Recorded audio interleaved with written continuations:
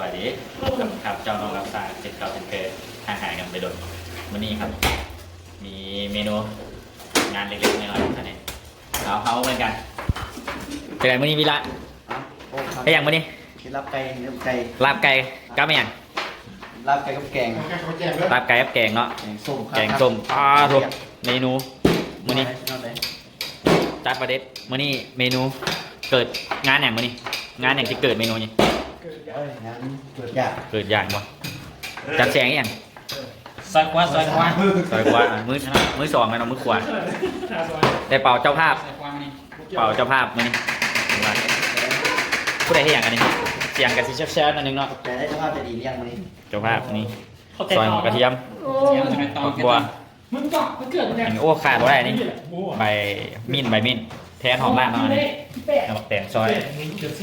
เอาจักหน่อยเนาะติดตามกันทำซุปจักหน่อยเดี๋ยวฮอดขั้นตอนเมนูคน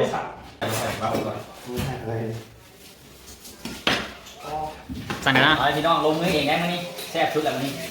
ก่อนนี้ทุกเดือน แกลงเองได้มื้อนี้สุดยอดเลยมื้อนี้อาหารนะ ฮอตใส่แล้วนี่ฮอตใส่แล้วนี่ นั่งซอยตอนนี้ เครื่องทางเนาะ ซอยแล้ว เครื่องทางขั้นตอนสุดท้ายก็คือเอาหอมลงแล้วจบนี่เซฟใหญ่ติดตามต่อไป เอาแล้วเนาะตอนนี้มาฮอดพิธีปรุงเวลาเชฟเวลามื้อนี้ จะเกลือก้อนนี้นะ เกลือเนาะเอาเกลือเข้าไปก็ตะแซ่บเลยเวลา แซ่บ จวดๆเลยนะ มีร้านทำอะไรก็อร่อยมักน้อยใส่หลายมักน้อยน้อย ใส่หน่อยแซ่บหน่อยใส่หลายก็แซ่บหลาย แล้ว ใส่หลายก็ล้นหลายอีก แวร์อยู่บ้านเป็นบุญ ต้อง นะ มา เนี่ยสุด นี่เป็นแกงเอานี่แกง แวร์ แกงเอาไว้ตัวกันหน่อย สมอนเนี่ย ระเบียงกันวะกูระเบียงยัดเปื่อยเลย ดี เอาไปเอาดิ เกี่ยวแล้ว นี่ยิงแค่สั่งการอยู่ พวกกี่เกมน้องพวกนั้นเนาะแกงเขาเนาะนี่ ปลา บกยอดเลยกระปุกบางเนาะ ต่อไหม ไปต่อไหมเอาเนาะเบิ้ง เร็วนะ เอาเวลา เผ็ดลงเสียมลงเขาสูตรรัสเซียด้วยสูตรรัสเซียล้วนด้วย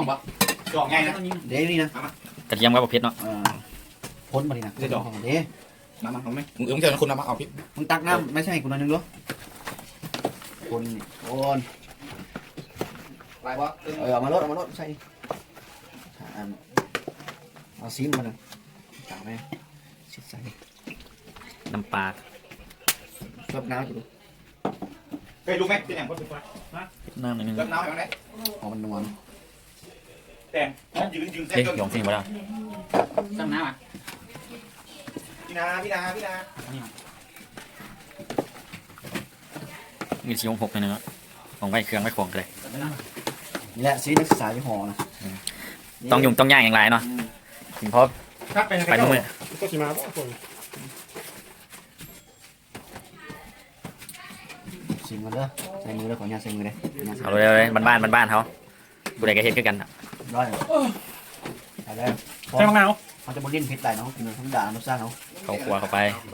ตัวกุ้งจะให้ไปดูแปลเขาดูแปลเขากูยูเวนอันนั้นดูมันคูเวนดู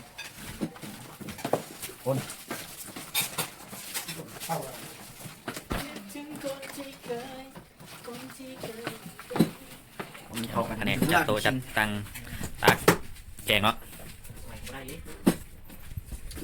เค็มมาเลยนะ มันเลยเห็ด น้องกินข้าวจ้าก็ข้าวอีกแล้วกูมี ไมโครเวฟนะกูเวฟ รู้ป่ะ กูว่าอยู่ไมโครเวฟจบมา ใส่ผักเรียบร้อย ใส่ เลย พักซีน เรื่องซีมได้แล้วนะซีมนั้นโบเซ่ น้ำใส่ อันนี้ก็โบสวย น้ำพี่ น้ำจานเสียงซอย ใส่ย้อยใส่แกงสิบอก เป็นบ้าไปเลยเป็นหัวหน้าหัวหน้าที่นะ เอาไปดู หัวใจ ให้จานเข้าไปพักเน้น เอาวันนี้เขาจุไตเอาวันนี้ ร้อยนี่ ก็ชิมาจุไต ใส่ข้าวร้อนน้องใส่ ใส่ ข้าวร้อน แซ่บใส่ไปแทบแปลก ๆเอาเครื่องประเดี๋ยวกันเสียงยัง เนาะ ใช่ไหมผักนะเขียวที่เขียวอ่ะ เอ้ยมา โดนเลยผัก เอาพี่ละได้น้ำอ่ะ เอาไม่เอาบิดไม่บิด เอาพวกน้ำไปเอาพวกน้ำมาบีบทีละชีวิตนักศึกษา พิกษาวลาดิวอสโตกประเทศรัสเซียนี่นะเอาอันนี้ก็แกง ระวังเช็คดีได้ชิว แกงไก่เน้น ได้ได้ได้ ๆแก้วอย่างอันนี้แก้วกับอย่างอ่ะตือซุกแล้วอ่ะแก้วลวกตือแล้วจำกับตือแก้วตักแซ่บนะยองนี้มากินข้าวสุดยอดเลยบักแดงเราใส่หน้าลาบก็ได้อันนั้นกูจะใส่ เดี๋ยวเรามาดิ คน บ่หมักน้ำใส่แล้วใช่ป่ะ ข้าว ใส่หน่อยนึง ข้าว เลยชิมกันนะ โอ้ยข้าวร้อนอุ่นมาใหม่เอ้ยไป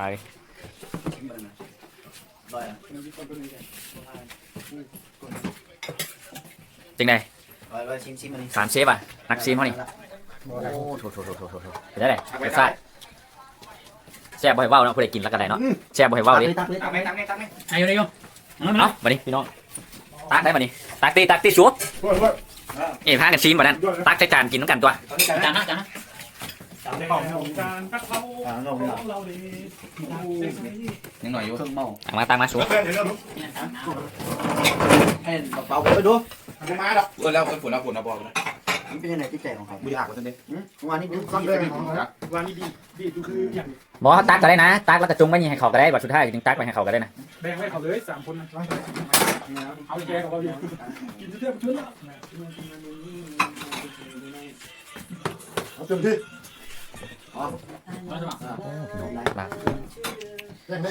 โอ้สุดยอดเลยข้าวฮ้อนพี่น้อง รับไปเขาประมาณนี้ จดตัว อย่างปล่อยผมมี เอามากินไงก่อนนะคนตักไปที่มันเหลือก่อนมันเหลือก็กินเบิร์ด แกงนู้นเหรอนะแก เก่งตอนพี่น้องเอามาซีมลองพี่น้องขออภัยด้วยซีมก่อนหน่อยนึงรสชาติเป็นยังไง ก็ตามอันนี้ พอแล้ว แบบปาก โอ้ลวกปากอย่างนี้ อันนี้ ปากกระโปรงนะ โอ้โหรสชาติเลยวันนี้ เฮ้ยอันนี้ถ้วยของใคร เอาถ้วยน้ำนี่นะ เดี๋ยวน้ำนี่นะลาบนะ น้ำใส่ลาบอ่ะ คือมันน้ำลาบน้ำมันแกง เด็กหัวเข่า เอาเล่บริตังจอเล่บูตักหน่อย บอกต้อง จ้อนดีเจไปเลย เดี๋ยว ตัวเอาเลย มาเลยพี่น้องมาเลย เดี๋ยวดู เขาเบิ่งเขาจะซีมลาบเบิ่งพี่น้องเป็นยังไง เข้าคือติดเข่งมาดิ เข้าเลยตักเข้าเลย อันนี้เท่าไหร่ครับ ดู โอ้ย เลยพี่น้อง กินแล้วนะ